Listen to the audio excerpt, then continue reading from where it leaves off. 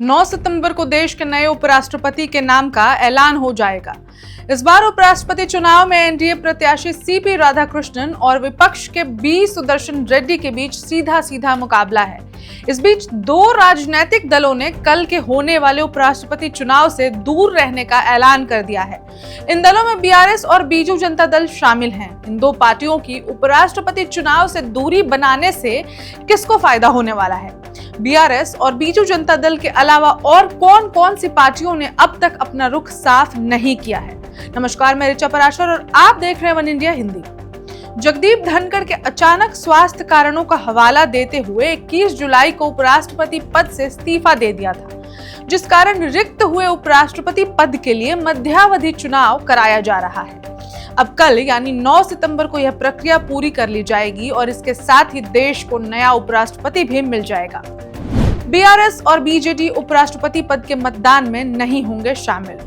उपराष्ट्रपति पद के चुनाव से ठीक एक दिन पहले बीआरएस और बीजू जनता दल ने चौंकाने वाला ऐलान कर दिया है। बीआरएस के कार्यकारी अध्यक्ष के.टी. रामा राव ने कहा कि उनकी पार्टी उपराष्ट्रपति चुनाव से दूर ही रहेगी। इसी तरह बीजेड ने भी ऐसी ही घोषणा कर दी है। बीजेड के नेता सस्मिता पात्रा ने कहा कि बीजू जनता दल मंगलवार को होने वाले उपराष्ट्रपति चुनाव से दूर ही रहेगा।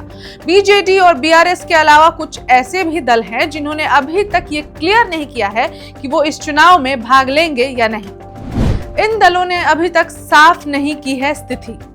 उपराष्ट्रपति चुनाव की तैयारियों के बीच सत्तारूढ़ एनडीए और विपक्ष के इंडिया गठबंधन दोनों के बीच कड़ी टक्कर चल रही है। यह एनडीए और इंडिया गठबंधन के बीच एक तरह से शक्ति प्रदर्शन माना जा रहा है। बीजेपी और बीआरएस के चुनाव से हटने के बाद भी अभी तक अकाली दल, जेडपीएम और वो टीटीपी के एक सांसद और 3 निर्दलीय सांसदों ने अभी तक अपनी पसंद का स्पष्ट संकेत नहीं दिया है। राधाकृष्णन बनाम सुदर्शन रेड्डी का मुकाबला। इस बार उपराष्ट्रपति चुनाव में भाजपा के वरिष्ठ नेता सीपी राधाकृष्णन और सुप्रीम कोर्ट के पूर्व न्यायाधीश बी सुदर्शन रेड्डी के बीच सीधा मुकाबला है। राधाकृष्णन भाजपा संगठन के वफादार और विश्वसनीय चेहरे माने जाते हैं। वहीं दूसरी ओर सुदर्शन रेड्डी न्यायपालिका में अपनी ईमानदार और निष्पक्ष छवि के लिए जाने जाते हैं। ऐसे में उपराष्ट्रपति पद का यह चुनाव राजनीति बनाम न्यायपालिका के बीच भी देखा जा रहा है।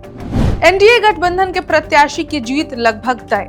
उपराष्ट्रपति चुनाव को लेकर संसद में सांसदों की संख्या को देखें तो एनडीए के उम्मीदवार और महाराष्ट्र के राज्यपाल सीपी राधाकृष्णन को बहुमत मिलने के स्पष्ट संकेत हैं। वर्तमान में मतदाताओं की संख्या 781 है और 60 सीटें रिक्त हैं, जिनमें शिबू सोरेन का नाम भी शामिल है, जिनका मतदाता सूची तैयार होने के बाद निधन हो गया था। अब इस खबर में इतना ही, लेकिन 7 सितंबर का चुनाव बेहद इंटरेस्टिंग रहने वाला है। जो भी इस पर अपडेट्स आएंगे उन्हें हम आप तक पहुंचाते रहेंगे। तब तक देश दुनिया की बाकी खबरों के लिए देखते रहे वन इंडिया हिंदी।